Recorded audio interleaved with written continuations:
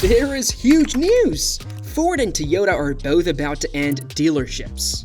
This has shocked the entire industry, but for a lot of us, it is a good thing. It will make so many things easier, but it will also have a long-lasting side effect not only on the auto market, but on the whole global supply and distribution chain. So, let's dissect it. What is happening? Remember the days of cruising down to the dealerships, kicking tires, and maybe even getting a free cup of lukewarm coffee? Sure, it had a certain nostalgic charm, but let's be honest, that experience has gotten a bit stale lately. The good news? The auto industry is experiencing a gear shift, and two major players, Ford and Toyota, are leading the charge. These guys are ditching the traditional dealership model and heading straight to you. This is a good thing. It might sound risky at first, but believe me, I have the same reaction.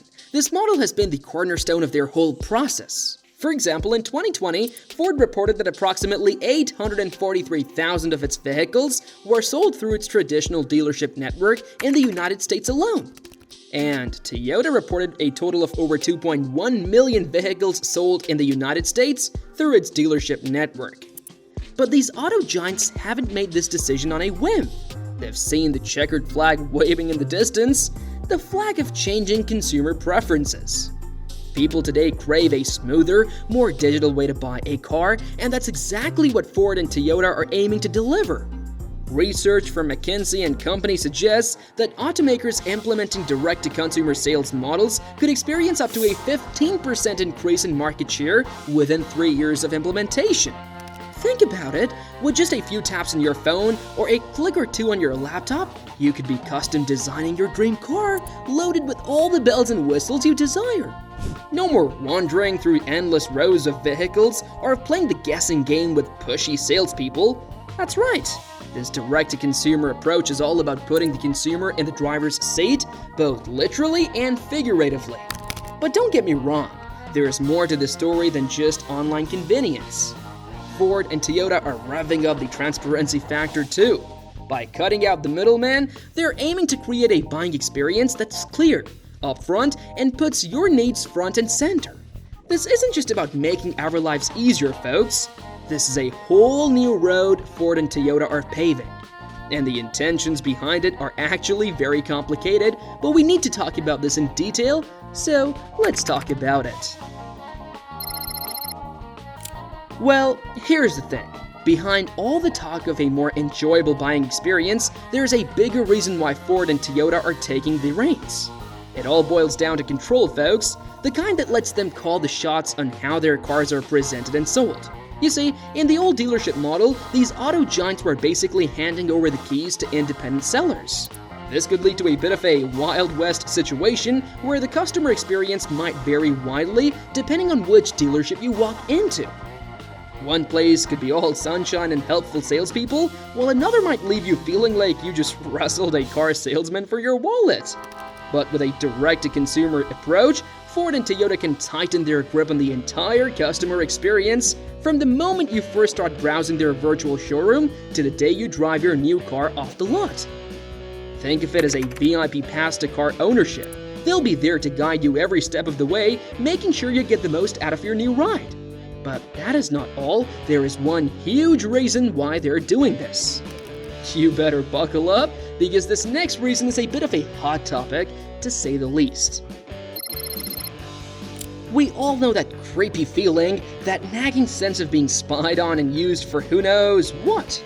But here's the thing, data, when used responsibly, is a gold mine. In today's digital world, it's the fuel that keeps the innovation engine running, and car companies are certainly no exception to that rule.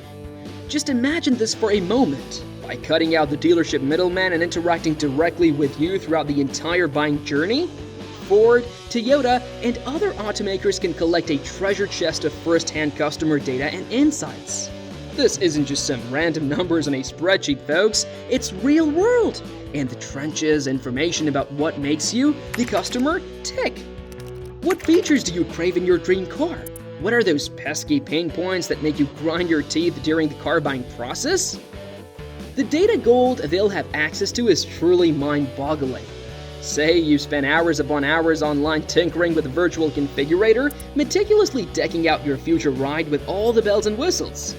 That level of granular data could be an absolute goldmine for automakers when it comes to future car designs and feature development.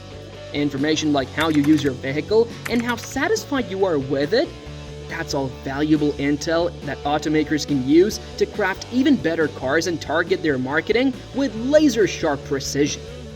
But here's the thing, all of this requires a huge amount of money. I'm talking about all the costs that are needed to build a platform and then keep it running. But it's like what they say, the devil is in the details, so let's break it down. This is not just about changing old ways, it is about surviving. You see, sticking with the traditional dealership model is costing them a jaw-dropping $2,000 more per vehicle compared to Tesla's slick, dealer-free approach. Can you imagine? 2/3 of that whopping amount is essentially just burning money on ads and keeping cars soaking up the sun on lots. It's like paying rent for cars to have a tanning session. And the real kicker, their latest hits. The Mustang Mach-E and Ford F-50 Lightning flew off the virtual shelves without the need for a massive ad blitz. And here's where things get a bit wild. Despite the initial success of those popular models, dealerships are reporting a surplus of Mustang Mach-E's and the F-50 Lightnings sitting around. It's like they've got so many they don't know what to do with them. A lot of EV buyers are skipping the dealership entirely and shopping online. This is causing a lot of tension between Ford and dealerships. And it's not just about the extra cars sitting around, the traditional dealership model carries some hefty costs. We're talking real estate, inventory management, staffing, you name it. All these expenses end up adding to the final price that consumers pay. By cutting out the middleman, Ford and other big players like Toyota could slash their distribution costs big time. And they could pass these savings on to you, make their prices much more competitive, and potentially cornering a bigger slice of the market. Or they might reinvest that cash into research and development, pushing the envelope on cool stuff that we really do need. Or hey, they might just boost their profits, making their shareholders smile all the way to the bank. That is why, even if all this change is going to require some serious upfront investments in digital infrastructure, logistics networks, and customer service capabilities, they're just keeping on going. Over the long haul, these investments could pay off in spades. On top of that, shifting to a direct-to-consumer model can streamline inventory management like you wouldn't believe. Instead of having cars sit around, mismatched with local demand, a build-to-order approach could keep things agile and efficient. Less overproductions, less storage cost, and more customization for you. That sounds like a win-win. The real work is going to be dismantling the dealership network, which has been the industry's backbone for ages. The road ahead is filled with legal labyrinths and operational hurdles that automakers will need to navigate with precision and strategy. It is not easy, but to be honest, this is not close to what they will have to eventually face. They need a plan that's like a perfectly balanced seesaw, one that forges a fresh sales path while keeping their longtime business pals in the loop. Now, if they mess up this balancing act, they're setting themselves up for a world of hurt. Think nasty legal battles, messed up distribution networks, and a loyal customer base that feels like someone yanked the rug out from under them. And the harsh truth is that we are just scratching the surface of the iceberg here. Ever think about the local economies? You know, the ones that depend on dealerships as vital employers and big-time tax contributors? If these dealerships start shutting their doors or downsizing, it's not just employees who feel the pinch. Local businesses could take a hit, too, impacting everything from local diners to schools that rely on tax revenue. And then there is the investment problem. Just think about it, creating online platforms that are user-friendly and engaging, integrating advanced data analytics to understand customer preferences, and setting up efficient logistics networks to ensure smooth deliveries. This transformation is no small task. Companies have to pour resources into training their customer service teams so they can cater to the various needs of buyers. From the initial research phase all the way through to post-purchase support. But that's not all. Inventory management is another critical aspect that needs attention. In the traditional dealership model, you can walk into a lot, test drive a car, and potentially drive it home the same day. However, with a direct-to-consumer approach, that immediate availability might not be possible, which could affect the overall customer experience. Without cars ready and waiting on the lot, companies might need to hold more stock centrally and rely on efficient logistics to get them to customers quickly. It's not just about having a website, it's about creating an experience that's as close to walking into a showroom as possible. And it doesn't stop at the purchase. These days, we are so used to online portals where you can track your order, schedule maintenance, or even get answers to your post-purchase questions. It's like what they always say, they're not only selling cars, they're selling an experience. Ensuring you can still touch, feel, and fall in love with a car before you buy it, and then receive it in a time frame that works for you is crucial. The ultimate aim is to build a seamless journey that makes customers feel valued and excited about their purchase from start to finish. Ultimately, it's all about the customer, right? Without meeting our needs, nothing else matters. And let's not forget about the legal landscape. Many states have laws and regulations that fiercely protect the traditional dealership model. Transitioning to a direct-to-consumer approach isn't just complex, it can be downright contentious. So, it doesn't take a genius to know how this will be a big deal for all of us. It could either be disastrous or epic. Remember the Toyota Smart Path program? It was an ambitious attempt to modernize the car buying experience, but it hit a few bumps along the way. Let me explain. Toyota saw the opportunities and rolled out their own slick move. The Smart Path retail experience aimed at nailing the digital demand, especially post-COVID. With the Smart Path, you can start your journey online, save your ride in a digital garage, and then decide whether to seal the deal online or at the dealership. Talk about making car buying seamless across the board. Toyota nailed it on their website, dealership sites, and in store. But here's where the rubber meets the road.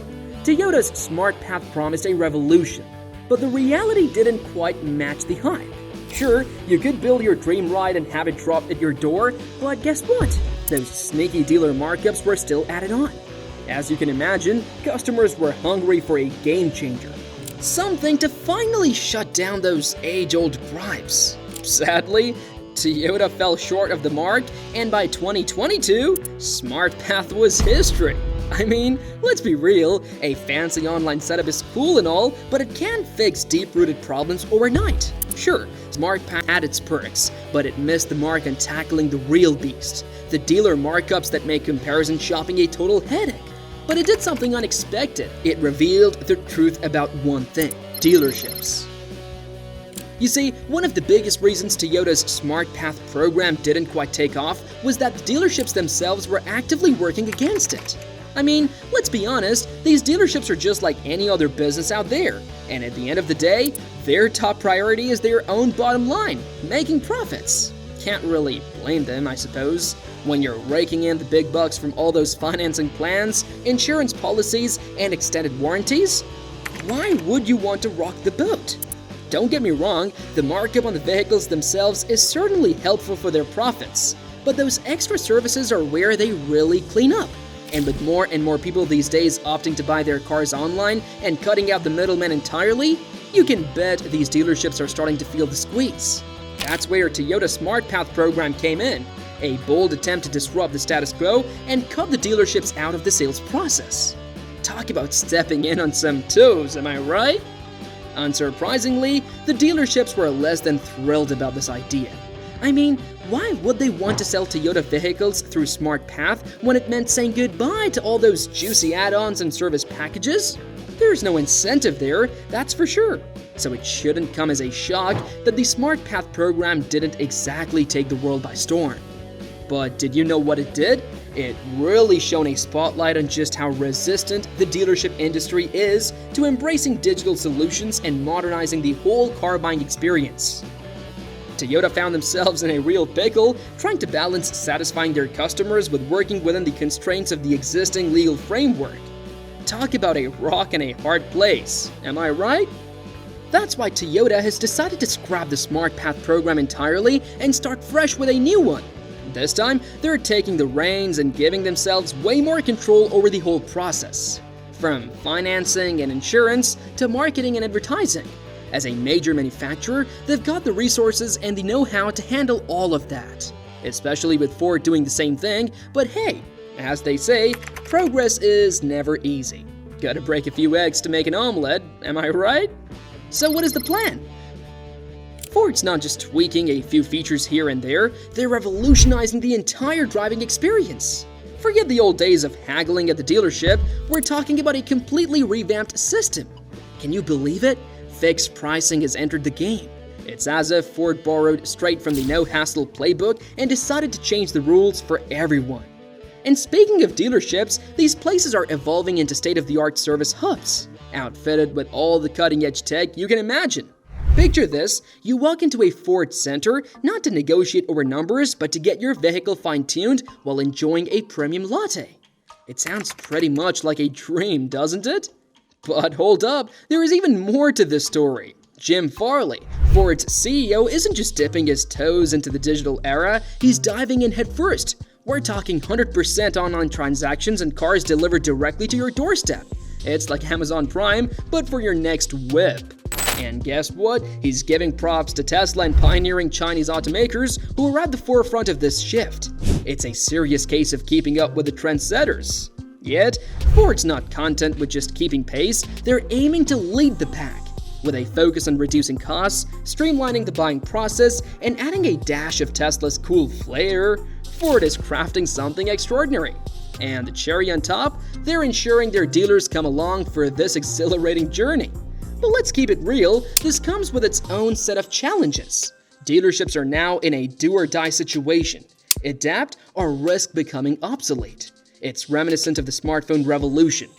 Either you join the bandwagon or end up selling relics to a dwindling audience. And transforming Ford's entire dealership and sales model into a high-tech, digitally seamless experience doesn't come cheap. It requires a substantial financial commitment. We're talking about investments likely soaring into the billions, encompassing the updating of dealership infrastructures into state-of-the-art service hubs, rolling out advanced digital platforms for smooth online transactions, and ensuring a robust supply chain for direct deliveries. But in all honesty, I see this as a positive move. But I'm curious about your thoughts. What do you think of this bold new direction? Drop a comment below. Thanks for watching this video, and see you on the next one.